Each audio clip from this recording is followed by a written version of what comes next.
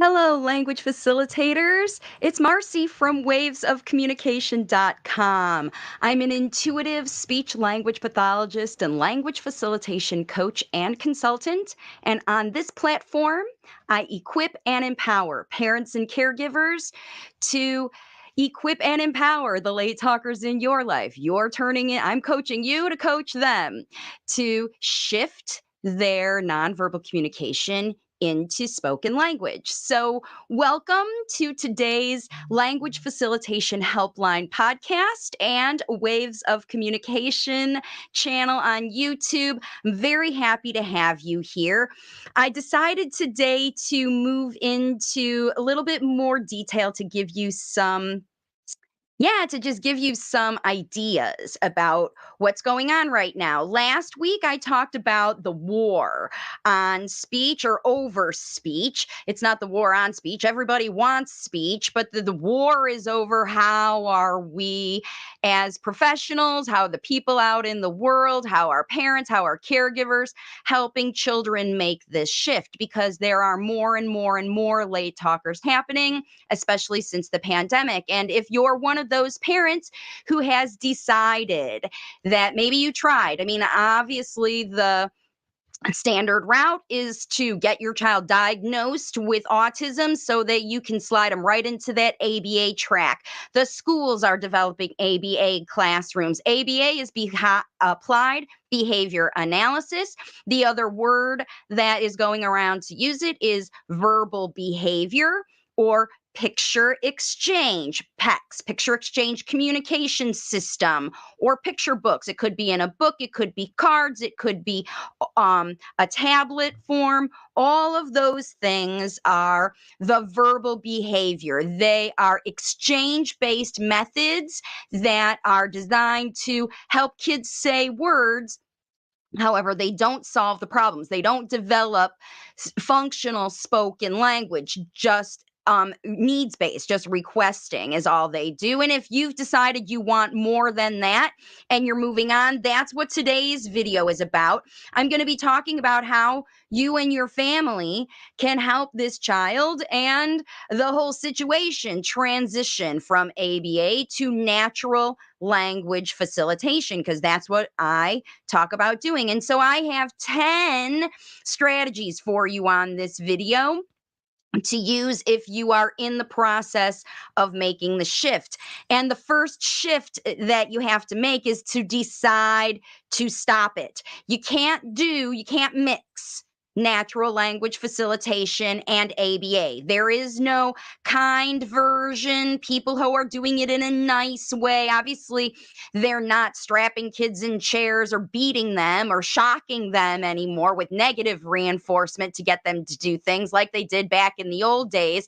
There's flavors on this ABA that make it seem like it's less exchange based than it is. But really remember, all they're doing is using your child's favorite things to get them to do things. They withhold those things in order to get your child to perform so that they look good. As practitioners, they can write all this data to say your kids are doing it. Now, we've talked before about why that process is different than natural language facilitation. And here are the 10 strategies that I have for you if you are looking to transition away. You've been there, your child's been in that therapy, they've been prompted and prompted and prompted and prompted and prompted, they've been given picture books, they've been sign language, all those other things.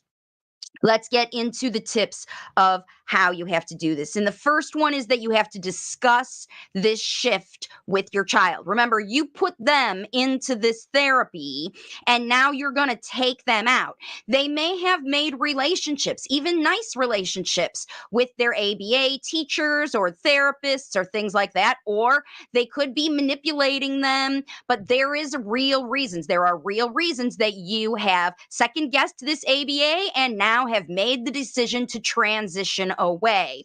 It could be that the child's not making progress. It could be that you're seeing increased frustration. It could be that you can't afford it, that it's too far away, that there's too many kids, that the system has changed. Maybe it's different now than it was when you started and you're less satisfied. That's the whole reason that you're leaving, is you're not satisfied with the results and the experience. It's not just the results, it's literally every day. Are you struggling to get your child to the therapy? Are you struggling to pay for it? Are you struggling to wait in the waiting room? Are you struggling to watch your child upset when they go? All of these struggles are the reasons that you're making the shift. You need to talk about all of them with your late talking child. A lot of parents don't believe that their late talking child, even the ones that are little, even the ones that are 2 or 3 years old, they believe that they can't understand why these big changes are being made. Now, remember, you put them in that therapy probably without talking about it with them first. Now that you're making a change, any change you make in this child's life, it's very, very important in natural language facilitation that you connect with the child over everything that you're doing, especially about them and their life. So that's the first strategy, is to talk to them about it. Now, you've got to transition away from the ABA people, and this is how you do that. You need to tell those practitioners that you want to break, that you've been trying this for a while, that you've given it the whatever time that you've given it, even if it's just a couple weeks. It doesn't matter how long you have been with the ABA. You have the right, and I'm just going to throw it out there, the responsibility to help this child succeed in a way that is enjoyable for him, for you, for the practitioners, for everyone. You have this responsibility, and that you are making a change, and it's okay. They're going to potentially try to pressure you into staying with fear-based, all the wait list and all the evaluations and all the things that you had to go through to get the diagnosis, to get the whatever, to get this ABA therapy. They're going to hold that over your head and say, oh, you're going to have to do all that all over again. You're going to lose your spot. You're going to have to wait. You're going to be without anything. But that's not true, because what's happening actually is that you are making a shift. You are transitioning away. It's not that you're not doing anything. I promise you weren't doing nothing before. And if the therapists and ABA people try to pressure you into saying that their profession, what they know about 20 years of working with kids with autism, or decades of XYZ that they've been doing, or running this classroom, or working with kids for decades, they've already proven that whatever they know and whatever they're putting together is not working for you. You don't want to argue with that about them. You just want to say thank you for the opportunity to try this method that is obviously so well evidence-based, but you want something different because of all those things we talked about in number 1, all the reasons that you decided. Your reasons are valid, your fears are valid, your concerns are valid, and if this agency isn't willing to work with you to talk about eliminating exchange from their process, which they can't because that's what ABA is. That's why you just have to say, thank you, we're moving on. Okay, so that's definitely important. And then if they do give you pressure, I just want to give you this ammunition if you need it, because again, this is a war, and these people could be trying to fight you because you're taking away their livelihood. You're taking away their power as an influencer over your child. You're taking away their paycheck because you're taking your funding out. All of those things are happening, and they're going to remind you that what they know is great and valuable and evidence-based and the only thing available for your child, because from their perspective it is. And you just want to remind them that it's not. There are many, many ways to work with children, as many ways as there are children, as many ways as there are practitioners. And there are practitioners all over the world who do not use this exchange-based method. In fact, I've given you names of them right now. In this one, number 4. You can refer them to Dr. Stanley Greenspan, Dr. Stephen Camarata, and Dr. Barry Prezant, who all pioneered in their own ways, individually pioneered this evidence for social and connected language learning. So these are the practitioners, the evidence makers that are your own evidence that you can share just in case you need to have that. And if those people don't succumb or don't subscribe to those things, that's not how we do things here. There's another reason for you to leave that place. If it is the only place that has been assigned to you by the public school or whatever, then that's when you have to really work on establishing alternatives. And this is how you're going to do it. So after you refer and you decide that you're actually leaving this place, you just leave it behind because you have to move forward into your new plan. And how you're going to do that is you're going to get this workbook right here. I'm going to take it away. You're going to do this workbook right here, and you're going to complete the profiles together with your late talker. You're going to evaluate what are the blockages to the spoken language. You're going to evaluate what are the topics that the late talker wants to talk about. You're going to evaluate where your mindset is around the whole process and what level of connection you have together. That's what's in the workbook, because once you learn those things, then you can start the process yourself. So you need to connect as a family, not just you and the late talker, but everybody who's involved in the entire process, and discuss this plan and schedule every day. You're going to schedule, you need to have 2 to 3 hours every day, because think about, you are replacing the intervention that you were paying someone else to do, and the evidence behind those interventions, all of them, including the ones that I'm using now, indicate that you need to be intensive with this late talker. You need to be engaged with them about speech 2 to 3 hours every day. Every day, not just one time a week for an hour in the speech therapy, excuse me. And if that's what you're working with right now, then this is your responsibility as well, because it is your job to connect with this late talker and talk about your plan. So you work together to schedule your plan, and you do that in the workbook.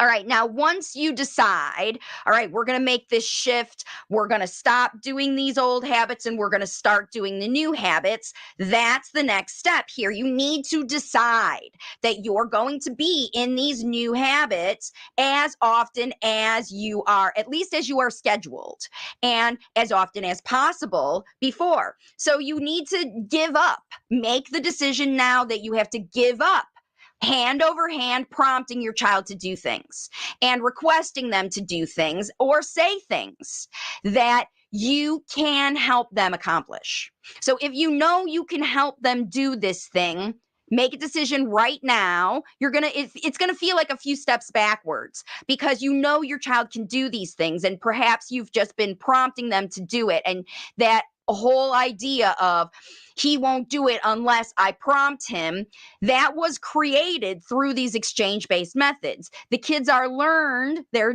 through these things. They're taught to sit and wait for someone to prompt or guide them. And so this is the idea where you're not going to reach in and make things happen just to get through them. You're going to, at least in the times that you've scheduled, give up the opportunity to hustle through it and take the time, work together, demonstrate everything you do, because that's what you're going to have to do, is demonstrate how things go. So that's how it works next. Number 8 here is to be prepared, because if you're giving up therapy that you have relied on for this late talker to move forward, and you're moving forward with a different kind of intervention, because remember, the problems still exist. Your late talker's still having tantrums. They're still not using words to ask for things. They're still manipulating you and going behind your back and getting in things. All these problems are happening, right? So you have to be prepared in each one of these scenarios to demonstrate everything that you're doing, and give more explanations for why and how you're doing it. Don't talk about them, chase them around and talk about what they're doing and ask them to change. It's already too late. With natural language facilitation, you are facilitating the child to make this improvement independently. You're not making them do anything. That's the main difference between ABA And natural language facilitation is ABA, you make the child do things hand over hand, prompt them until they do that same thing independently on command. But we don't have that expectation with language facilitation. With this, you are trusting in your connection with the child, and your demonstration of what you are doing and saying is so valuable to this child that they will pick it up and use it. And that is what you have to plan for in your entire process of language facilitation. So be prepared. As it says here, be prepared to model everything you are doing. And remember, you've made a plan to schedule in these times that you're going to connect and model. And these don't have to be therapy things that you are doing. These are everyday life. It happens from sun up to sundown. If you're getting dressed, if you're brushing your teeth, if you're cooking food, if you're taking out the trash, if you're wrapping presents, if you're doing whatever you're doing, decorating, baking, all these things. These are the opportunities that you have already in your life, already scheduled in your day to connect with this late talker over. And now that you potentially have a break, for even the temporary break over the holidays, you can try it out. So when you go back, you can make the decision to leave permanently. Because you have to leave. You have to leave that other stuff behind. You cannot do these together. This is a transition you are making from one to the other. All right, let's look at number 9. Number 9 here is to draw clear boundaries, right? Just like the teachers at school do and the therapists do at school, they create a fairly controlled environment, right? So that they can use the rules of the environment, the regulations, the strategies to create win-win environments. So we can have lots of fun learning if all the kids pay attention, right? That's what I'm talking about here with boundaries. And the same kind of situation needs to happen in your everyday life. So you have to draw clear boundaries about when and why and how it's time to go out, eat snacks, open presents, play with toys, have screen time. All of that stuff is scheduled into your day, just like they do at school. So there's not too much of outside playtime and not enough math learning. You know what I mean? In your life, you have to have a balance. So it's all about this. And then remember, whenever you have restrictions, like you can't go out, you always have to consider the child's feelings because you want them to consider your feelings. The reason you have those restrictions is because you don't want to get up in the middle of the night to go outside when your child is curious and interested to go out and look at the moon or something like that. There's boundaries around that. We don't do that in our house. You are the CEO and boss of your house. Just like at school, they say, we don't do these things at school. We do these other things. We are kind. We share. All of the things that you want your late talker to learn. That's up to you right now to draw those clear boundaries and expectations while considering everyone's feelings about it. You have those expectations because you're afraid. So, for example, nobody's allowed to touch the hot stove or the sharp knives or run out at the house without an adult there together with you. The adult does it first. They give you an opportunity to try these dangerous things when they know that you are available. And this is the mindset that you have as a language facilitator. You'll let them do whatever, because remember, we're raising kids to be adults. So at some point, they have to learn how to navigate a hot stove if they want to learn to cook. They have to learn how to navigate busy streets if they want to take a walk by themselves independently someday. Not saying that this is happening next week, but this is when the training starts. You see, right at the beginning with natural language facilitation, and what you train in your household is going to be different from every other family that they are facilitating in their household, because your late talkers' wants, needs, and interests, your family's values, boundaries, cultural situations are all different, but they are there for you to create your scenario and your boundaries around. So that's what it's all about. If you're going to make the transition from a very highly structured intervention that is evidence-based and does get kids to make change, right? You have to find a way to get those same outcomes or better, right? And I believe that you'll get better outcomes with language facilitation when you look at your profile, your late talker's profile, your connection, your mindset. Those things are what makes or breaks progress, because progress happens naturally with language facilitation, not right when you say they do it. Look, he's going to do whatever, because remember, we're not making anybody, we're not prompting anybody. It's all about getting through your life with more enjoyable times and more fun. And that's why the number 10 strategy here is to have fun, right? So strive for modeling just every day. Strive for modeling nice, understanding. I understand how you feel. Oh boy, you're really upset by that. I guess I wasn't listening. Everybody's perspective. You need to model everybody's perspective to share. Oh, daddy doesn't like it when you do that, or daddy really likes it when you do that. And same with yourself as you talk about your surroundings with nice understanding, slowly spoken, right? You just have to really talk slowly.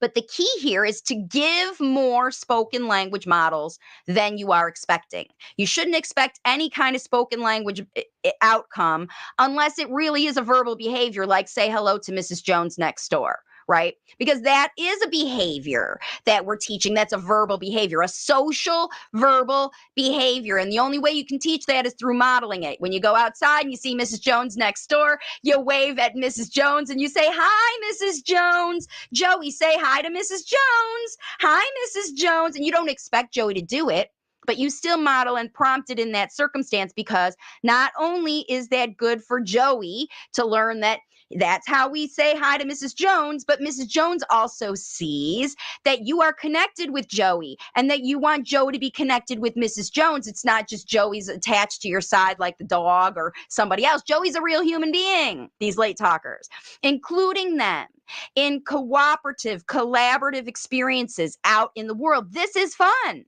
It's fun to say hi to neighbors. It's fun to get the mail from the mailman. It's fun to pay the lady at the grocery store. Language facilitation happens everywhere with everything that you do, in the house, out of the house, at the store, at the aquarium, at the zoo, in the bed, in the bathtub, in the car. It happens everywhere. And that's the perk about ABA versus natural language facilitation. ABA, they have to keep you coming back hours and hours and hours and hours every week. 20 hours a week is kind of the minimum, because they're trying to mold and change this child, and they know they need a lot of hours and repetition. With natural language facilitation, you schedule in that 2 to 3 hours, but I promise you, once you pick up these habits, you're going to be doing it 24/7. You're going to start talking like me. You're going to talk carefully. You're going to be more fun and attractive and exciting with your language models. You're going to help your late talker do everything instead of expect them to perform for you. You're going to be a team player and a coach and a celebratory, a cheerleader at the same time. You are facilitating improvement. And your expectations are only to show up and participate. Because if you make things so easy, happy, safe, and fun for your late talker, they'll be so ready to give up any of that other stuff that wasn't working for them, that was frustrating for them, that was too limiting. And that's the other thing about natural language facilitation versus ABA. ABA talks below a child's mental age, because they judge a child's mental age by their verbal output and their late talkers. And we all know they understand far, far more. And I'm going to say far, far, far, far, far more than anybody gives them credit for. Because when I have conversations about these kids just in earshot, I'm not even talking to them, but I'm talking about them to other adults, talking about how great they're doing, talking about their skills and talents and abilities. You see them light up. You see them come over. You see them want to join the conversation, and you see them wanting to show off, because the next day they show up better. Every day they show up better if you show up every day. So that's the idea. Making the transition, it's not easy. It's just different, and it's work for you. You cannot rely on someone else to schedule out your child's intervention. That's going to be up to you. You can't rely on someone else to solve the problems that are happening in your home. Frustrations, smearing, not eating, not giving up tech, not sleeping, all those things that kids are using to manipulate you. It's all behavior, communication. Communication, behavior, behavior, communication. It's all the same because they change when you change. That's how you know it's behavior and not some kind of subliminal, unconscious thing that they're doing. It's so amazing in this war on speech. I hear there are actual speech therapists that do not give children credit for meaning behind their babbling or their behaviors. They just think that these are, I don't know, that they think that they're not human beings, that they're some kind of animal that scratches their ear just because they're, I don't know. I don't know why they think even animals use behavior as communication. And it's ridiculous to not see the messages behind them. And the reality is parents always see the messages behind. How do you know that your late talker has to go to the bathroom before they show you? How do you know that they're hungry before they're able to say? You figured this out. And this is what the ABA people don't do. They don't read between the lines. They don't look behind the behavior. They just see it's not the behavior I asked, so it's wrong. And all behavior is communication. And if a child is told over and over that their communication is wrong or bad or not appropriate or shutting them down because you're disturbing other people with your communication, yeah, they're going to get more silent. They're going to get quiet. So it could be at the first period of time in this transition, your child's just kind of looking at you like, what are you doing? Who are you? Why are you talking so much? Why are you doing all this? You can't give up because the transition is big. Depends on how long your child's been in that ABA. They're prompt dependent or potentially prompt avoidant, and they might not even want to engage with people at all. They might be so isolated in their own selves that they don't want to.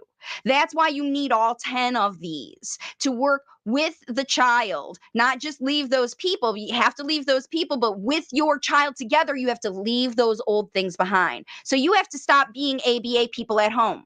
You have to stop the pictures. You have to stop the prompting. You have to stop the hand over handing and give assistance. Just help them get it done. And yeah, it's not done as well as it is when you do it for them or you prompt them through it, but otherwise, you're going to be doing that job forever. And the idea here is to create independent children who are self-caring independently, who are learning those skills so well that they can take care of other people, who are talking so well that they can use those skills to teach other people what's going on in their mind. This is the level that we're looking for here. So there is no reason for you to keep doing any strategy that does not feel good to you. There is no reason to keep doing it, especially if it feels bad to you, especially if you've seen change in a negative way, if you've seen more frustrating behaviors. And then here's the other test. Let's say you've got a little break now coming up over the holiday, and you've got a few days or up to a week off. A lot of these ABA centers will be open next week because they don't want to lose the money of you, and they're making all their people work over that whole week. I suggest you take a break or take the week or whatever. And if you do have time off, try these strategies yourself and see how far you get. See how far you get. If you're working with the workbook, dig into it this week and see how far you get. I promise you, your results, your own results that you see, how far you get this week, working with the workbook and these 10 strategies, that's going to be your make it or break it, whether you're ready to leave or not. Because it's just your fear and worry and some sort of opinion that you have about yourself that you're not capable of doing this. But remember, moms and dads and grandmas and grandpas and caregivers and all of you guys out there, people have been teaching, non-professional moms, dads, caregivers have been teaching children to use spoken language forever. Before there ever was a teacher, before there ever was a therapist, before we ever were judging kids for one being later than another, parents were working with their kids to help them use spoken language to communicate from wherever they are right now, transitioning into spoken language, that child's best spoken language. They've been doing it forever, even before there ever was a therapist. That means that you can do it too. That means that you can do it too. Don't let the outside stuff get in the way of your power, your privilege, and your fun. Because if it isn't fun, it isn't fun. And that's the whole idea behind language facilitation. So I hope that you guys will do this and we'll see. So let's see. There's a couple questions came in here, pretty. Let's see. Does pausing and not responding to verbal communication count as prompting? If it doesn't move, if I don't move when my kid pulls my hand to take me, instead I wait to say words, is this ABA-ish? Yes, it is. If your child is communicating to you and you're not responding to the nonverbal communication, hoping they'll talk, that's prompting, and that's not responding with understanding communication. So yes, that's ABA-ish. You have to stop that. Here's the other one. Also, to teach a new skill like reading a new book, I use first then approach. It asks, if he asks for the iPad, I ask him to read a book with me first. Is this appropriate? No. That is an exchange. These are very good, Preeti, examples of what I'm telling you, you have to give up. The reason your child is still not talking is because these are both exchange. These are perfect examples of exchange. If you read the book, then you get the iPad. Why isn't the book interesting? Why isn't the book more interesting than the iPad for your late talker? That's your job as a language facilitator, not someone who's making a child learn skills so that, why does he need to read that new book? Why are you interested in reading the new book? How good is he at the old book? Is he independent with the old book? Is he choosing to bring that book to you, or is it you choosing to take that book to him? That's what we're giving up. You have to give these things up. I have parents in my program that have been working with me for years, and they send me videos and they're still hand over handing, or they're brushing their kids' teeth because they're so, I don't know, afraid that their child will never develop independence, that they never let them try. If you keep using these tactics, these hacks, these are ABA hacks. It's not a real prompt. I just wait and play dumb. Your child knows you know. If forever he's been dragging you to the kitchen to get to the things that you want, and suddenly you don't respond to that, he's just going to think you're being mean, right? The way you respond when kids do. Preeti, if you don't have this workbook and you're not working with this, after all of the questions that you've asked on my channel, it's very, very important that you make this shift. That's why I'm doing this video now. That's why there's a war going on, because there's people who will say, yeah, it's just these little strategies that I use. There's two examples from Preeti that everybody can see of how these nice little things that I do, your child is annoyed by them. And again, just turn it around. Let's take a look. How would you feel if you couldn't talk because you had a sore throat and you were like pointing to the lozenges for your partner, and he was like, what do you want? I don't understand. What do you want? You would be frustrated and angry, and especially if you weren't feeling well, even more frustrated and angry. If somebody ignores your communication, your nonverbal communication, just to get you to work harder when you're the one that's not feeling well, it's never going to work. Never long term. Like, you might get through the thing now, but never long term. Let's talk about this one. So to teach a new skill, like reading a new book, you want your child to learn something new. So let's say, for example, they're not brushing their teeth, or they're not getting dressed, or they're not playing with books, right? And you want them to learn a new thing, right? First of all, your child is stuck on his iPad. You got to find out what's so great about that iPad, and you got to work with that iPad to tell stories. That's the modality he likes. That's the modality he uses. And then you have to get him to willingly give it up, because what you've got in this book is at least as good, if not better, than the iPad. And that's up to you to demonstrate why and how your reading book experience is something that he would want to choose on his own without a bribe of, you can watch iPad if you read this book with me. How is that appealing and independent? And if you have to keep doing it, how do you feel when you have to bribe your kid to do things? Now all you're doing is thinking about bribes. You're missing it. You're missing it. This prompting stuff I know is very, very hard to give up, but it is what's necessary. It's what's necessary. You can't do these things. You cannot expect your child to do things based on you and wait for it to happen. It's not going to. You're going to be disappointed. You're going to be disappointed. And that's why your progress is slow, because you won't give it up. Okay? I'm being real straight with you because there is a war going on, and there's people who will sneaky. When you think about a war, it doesn't have to be out and out fighting. It's all like, I know my way, my mindset, my values, my situation is better than yours, and I'll just low key or talk about you behind your back or do whatever. These people who are telling you that you need to do these things at home to make your child say something. Again, why is it important for you to get your child to read a book? What is your child doing at home that is you have to do for them that you would love to give up? What is your child doing that is driving you crazy that you want them to stop because they're manipulating you and you're manipulating them? Like, what do you have to hide and put away?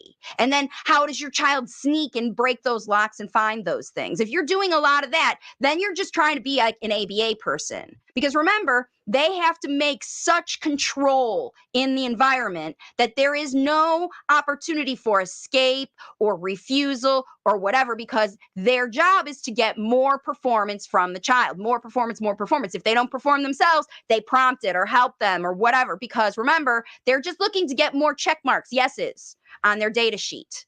They've got 10 times to get through this thing. And if they get 8 out of 10 versus yesterday they got 6 out of 10, that makes them look good as a practitioner, but it does nothing for your child. Nothing. They can tell you, look at all this improvement they're making. I've got data. But at home, you're having the same thing. You're still having to prompt them through it. And that's not the outcome you want. You don't want to look good as someone who can make your child do things like the therapist. That's what these ABAs, I can get tons of compliance out of kids because I have good rewards. But it cannot sustain. It cannot. The older they get, the rewards get bigger, the demands get bigger, and then you can't sustain it. The reason you're still watching videos on my channel is because you haven't given it up. It's time to make the transition away from ABA and prompting and these hacks or putting things out of reach, or, I'll reward you if you put it by your mouth. I'll reward, like you're trying to get them to eat food, and I'll reward you if you touch it to your lips, even though it's something they hate. Right? How am I going to make you eat something you hate? Is that sustainable? So someday when the child's 20, do you think they're going to pick up that thing and eat it because they choose to? No. What are you teaching with this ABA? That's what you have to really think about. That's what you have to really think about, because what you're teaching is compliance and not independence. And I have tons of videos on my channel all about that. So that's enough for today's.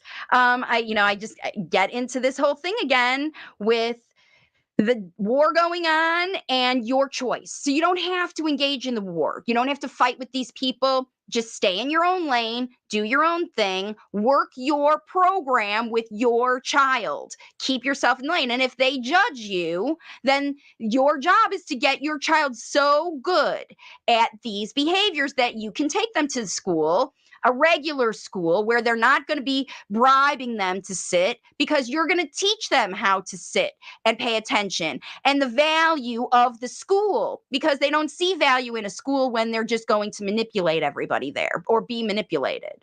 They're either compliant and being manipulated, or they're manipulating others and getting in trouble. Okay. So if you're the latter or the former, doesn't matter. If the progress isn't happening the way you want it to happen, you have a choice. You have a choice. Natural language facilitation. It's not just me. There's lots and lots, more and more and more now, providers who are making the shift away from these exchange-based methods, because they know as providers it doesn't feel good for them. And it can't feel good for you as a mom trying to bribe your child into do things just so that they read a book. And it's not a connected experience then either. It doesn't feel that connected. If you want more, you can learn how to work with me. So that's how this goes with language facilitation. Please visit the website, wavesofcommunication.com. If you want to learn more, access the books, access the courses, access the coaching. I'm not going anywhere over the holidays yet, so I hope that you'll stay tuned and pay attention to what you learn from your experience over the break from the ABA. Give it up at home too. See what happens. And I promise you, after you give it a break and you try something else, try that swapping the prompting challenge, try some other things here on the video if you don't want to get the workbook.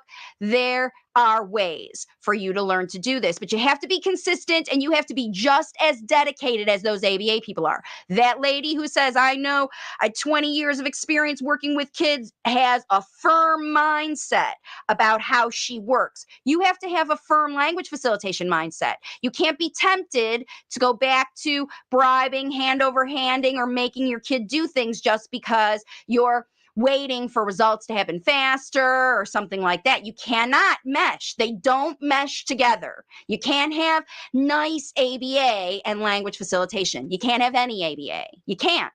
It can't have exchange when it comes down to this. So I hope this was educational. You got everything you need out of it, and I'll see you all in the next one. Bye for now.